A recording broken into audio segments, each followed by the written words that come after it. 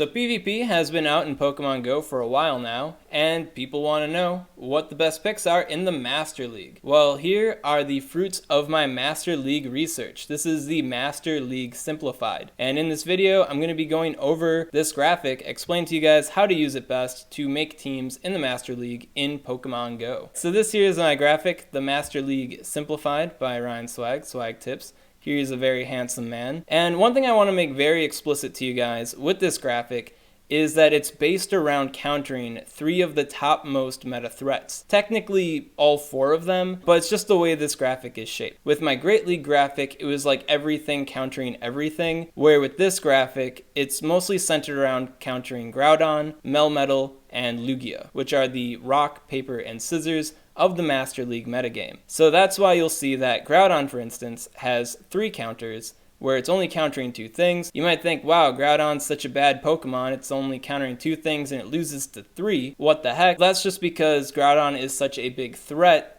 that you need multiple answers to it. Another thing that I want to make explicit is that the Pokemon outside of this trio here might be a little bit more flaky at doing their countering job. For example, Lugia doesn't really need a whole bunch of shields, or any shields really, to take on the Groudon, where if you're using Swampert or Machamp, your matchup might be a little bit more flaky. So that's another thing that you should keep in mind when using this counter wheel here. Now, if this graphic is centered around these 3 Pokemon, but Giratina is the 4th of the Elite 4 Master League threats, you might be wondering, Ryan Swag, why aren't you going over Giratina more? Well, Giratina is such an optimal PvP Pokemon in general in both the Ultra League and the Master League that I feel like it's going to deserve its own sort of analysis. So in the future, I will be having a specific Giratina video. This video will cover answers to Giratina as well, so, I'm not leaving Giratina completely out of this. There will be more Giratina content to come. So let's start out with Groudon, the rock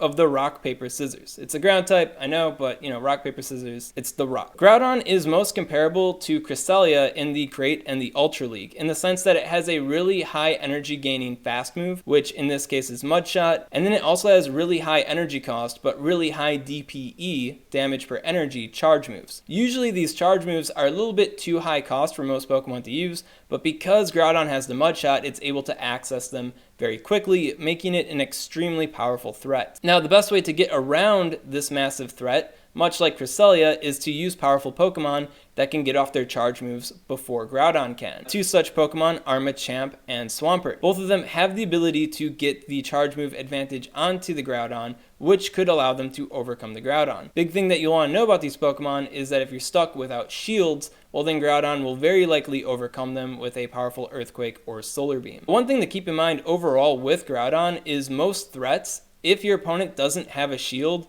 Groudon's probably going to win. But of course, Pokemon that can easily deal with Groudon are these flying types over here. These flying types have an immunity tier resistance to the Earthquake, which is Groudon's most powerful and fastest charging move, so they, innately have a really huge advantage on this guy. And then 2 of them also boast resistances to the Solar Beam, which is also huge for them. So if this guy is the rock, well, right here, we got the Iron Curtain, the paper, to cover that rock. It's ground, I know.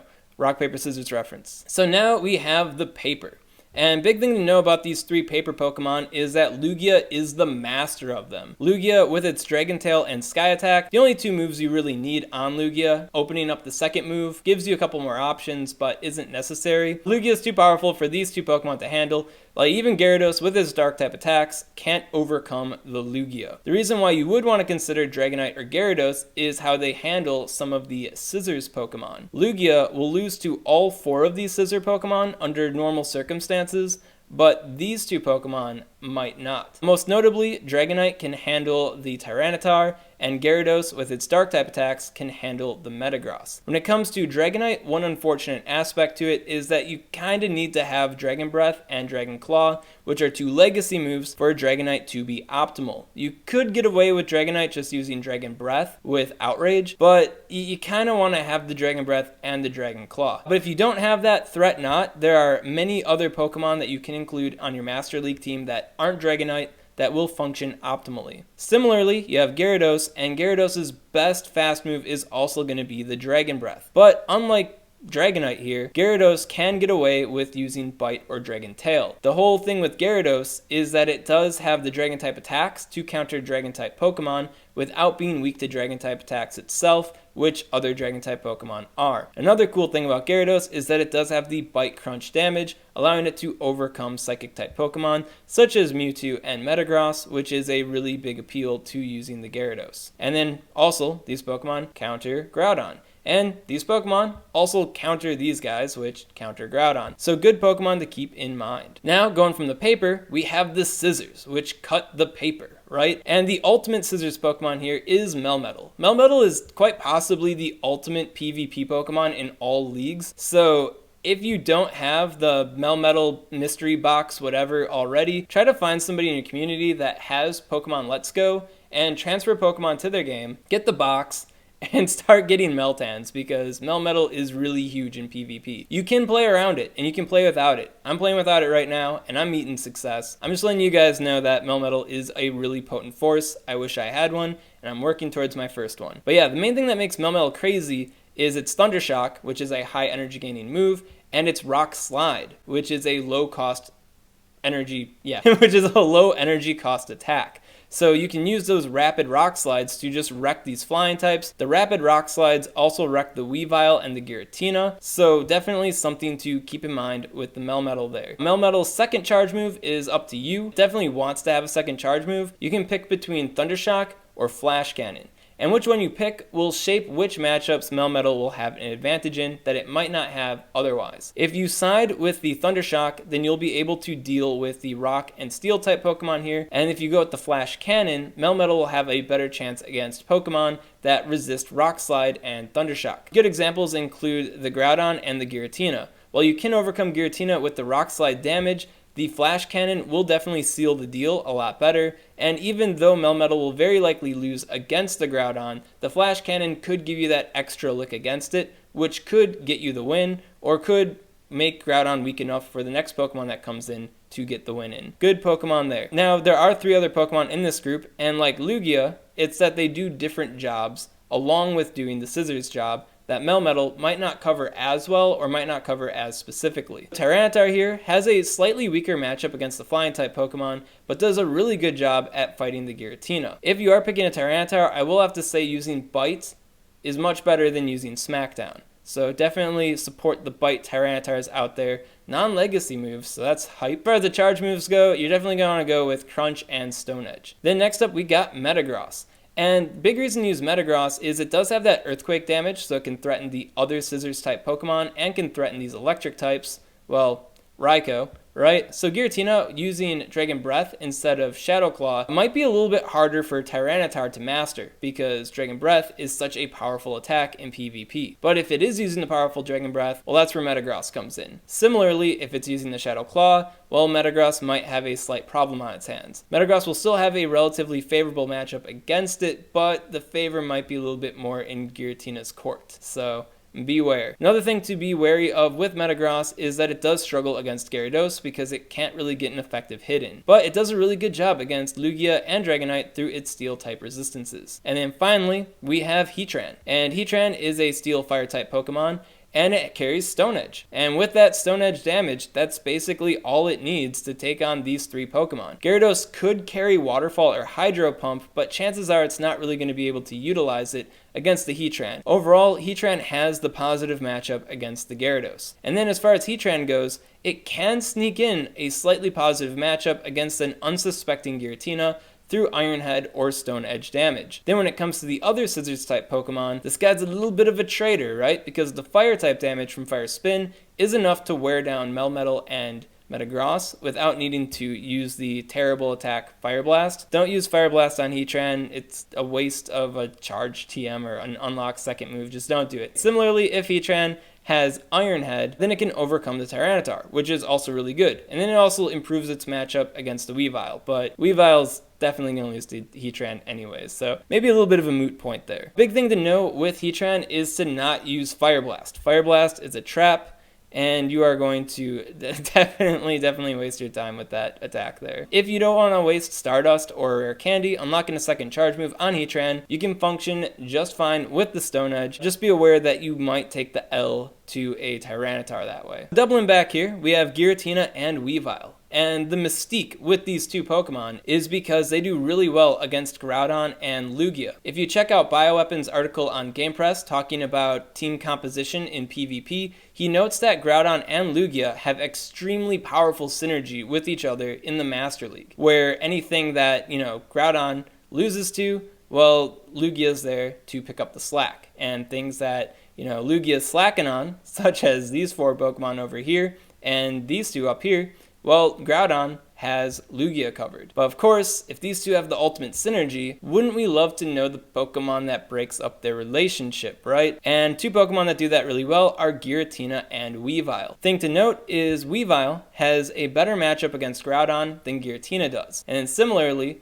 Giratina has a more positive matchup against Lugia than Weavile does. They both function well against both of these Pokemon, but if you are using Weavile against Lugia or using Giratina against Groudon, you might want to be mindful of your shield usage. But yeah, definitely special shout out there. And then as I stated earlier in the video, I will be doing a special video on Giratina in the future because Giratina is just such a powerful PvP threat in general. So yeah, moving up, we have the electric type Pokemon, which, counter the scissors and counter the paper. The main focus of this group is Raikou, but I included Zapdos because Zapdos can handle some things that Raikou can't, and Raikou can handle some things that Zapdos can't. For example, something Zapdos can't handle is anything with the rock type attacks in this group, to be honest, because, it's weak to rock. Advantage that Raikou has is the Thundershock Thunderbolt combo, which is a very fast combo, allowing it to overcome most neutral matchups. These guys won't be able to get their charge moves off soon enough, and they will take the L to the Raikou. Reason why you might want to consider the Zapdos here is Raikou does have a relatively unfavorable matchup against Swampert and Machamp, which Zapdos resists their attacks, aside from the Surf, of course, but yeah, so using Zapdos could let you get in a niche advantage over certain types of Pokemon. Another good example is Raikou has to be wary of the Earthquake from the Metagross. Zapdos doesn't have to worry about anything coming from the Metagross, so good reasons to use Zapdos. I would say that these 2 Pokemon definitely are a little flaky though, because they are locked into only doing electric type damage. They don't have alternative type charge moves. So as a result, if they're your last Pokemon, and your opponent's last Pokemon is Groudon, well, welcome to the Pain Cave. Groudon's here, and he's gonna just ruin your day, like right now. So another cool advantage of the Thundershock Thunderbolt Pokemon is they do have a relatively positive matchup against Mewtwo. Mewtwo is kind of like the 5th member of the Elite Four, if you will. The reason why Mewtwo doesn't make the Elite Four or turns the Elite Four into a top 5 is because Mewtwo is a little flaky. These 4 Pokemon are just like these unbridled masters of what they do. Mewtwo is a little bit of a jack of all trades, master of none. It's got all those different charge moves, and depending on what charge moves Mewtwo has, it's able to dominate certain matchups. But the matchups where it's missing the charge move, well then, Mewtwo's kind of slipping a little bit. The best charge moves to use for Mewtwo are Thunderbolt, Ice Beam, and Shadow Ball. I feel like Focus Blast is a little bit too high cost to actually utilize, but if the world doesn't think you're going to use Focus Blast and you're carrying Focus Blast, well then the world might just be in for a surprise. Now as far as beating Mewtwo, the reason why it's not in the Elite Four and the Elite Four isn't a top 5 is because it is dominated pretty handedly by optimized Dark-type Pokemon such as Weavile and Tyranitar, Dragon-type Pokemon with the Dragon Breath, Dragon Claw combo, Electric-type Pokemon with Thundershock and Thunderbolt, and Steel-types, like almost just in general. Melmetal, Heatran, and Metagross here all have relatively positive matchups against the Mewtwo, depending on what Mewtwo set Mewtwo is running. Yeah, Mewtwo, powerful Pokemon, maybe a little flaky. You'll also notice down here, I've got Rhyperior highlighted. Rhyperior overall is functionally similar to the Scissors Pokemon over here, in that it does beat the Flying type Pokemon, and it also beats Weavile, and it can also beat Zapdos. But one thing it does that these guys don't do too well is it beats Raikou, because it's a ground type Pokemon. So pretty big deal there for it. One thing Rhyperior might have a hard time with is Giratina as well, where these Pokemon have ways to gain an advantage over Giratina. Rhyperior is just kind of all sorts of vulnerable to Giratina. So just something to keep in mind with Rhyperior, another trader type Pokemon like Heatran, where it can dominate its friends that also beat flying type Pokemon. If I didn't have an extra space here on the graphic, I probably would have just put them there and let you guys figure it out on your own. And finally, I want to highlight grass type Pokemon. I didn't think about grass types as Master League viable Pokemon at first, but then after creating this graphic and seeing this top row of 3 Pokemon here, or 3 groups of Pokemon, it became kind of explicit that grass types are pretty good in the Master League. Maybe not as an anti-meta Pokemon, but as like a anti-meta Pokemon. So Venusaur here, for example, has a massive advantage over Swampert for obvious reasons, and then also gains advantage over Groudon, much like Swampert does. And because of the poison subtyping, it's able to beat the Machamp, and then because of the poison subtyping, it does have a neutral hit onto the Zapdos, which is only dealing resisted damage to the Venusaur. So Venusaur is able to overcome the grass type Pokemon. And then Tyranitar, Tyranitar, watch out man, Venusaur is going to frenzy plant you to the ground, and you're going to have a bad time. Other grass-type Pokemon that can also function well in the Master League include Meganium, Sceptile, and Tropius. Big ol' Banana Chin, bringing the doom. Maybe a little bit riskier option than the other grass types stated. But yeah, all-powerful grass-type Pokemon. The main reason why they're good, though, is because they're able to take on this top 3 row of threats, which, yes, they do counter the meta Pokemon, which is Groudon, but the main mystique to them is countering the anti-meta Pokemon.